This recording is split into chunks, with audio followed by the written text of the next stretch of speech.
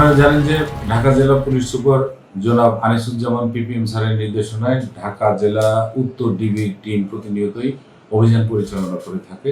তারই সূত্র ধরে আজকেও বিশেষ অভিযান পরিচালনা করাকালীন আমাদের একটি টিম গোপন সংবাদের ভিত্তিতে জানতে পারে যে আশুলিয়া থানাধীন কুন্ডুল বা পুকুরপাড় জিরাবতে একজন জাল টাকার কারবার চালাচ্ছে। সেই সংবাদের সত্যতা যাচাইয়ের লক্ষ্যে সেখানে পৌঁছায় এবং কৌশলে সাব ইন্সপেক্টর মোতালেবের নেতৃত্বে উক্ত ব্যক্তিকে ধৃত করেন। তার নাম রফিকুল ইসলাম, বয়স 42 বছর। সাক্ষীদের উপস্থিতিতে তার দেহ তল্লাশি করে তার কাছ থেকে জাল টাকা 500 টাকা, বাংলাদেশি 500 টাকার জাল টাকা সর্বমোট 1,16,000 এবং ইন্ডিয়ান জাল রুপি 500 রুপির নোট সর্বমোট 39,500 টাকা জব্দ করেন। তাকে জিজ্ঞাসাবাদে সে জানায় যে ঢাকা জেলা সহ বিভিন্ন এলাকায় সেই জাল টাকার কারবার দীর্ঘদিন যাবৎ করে আসছে। তাকে ধৃত করে আমাদের ডিবি অফিসে নিয়ে আসা হয় এবং সাক্ষীদের উপস্থিতিতে ঘটনাস্থলেই জব্দ তালিকা প্রস্তুত করা হয়। তার বিরুদ্ধে প্রচলিত আইনে মামলা প্রক্রিয়াধীন।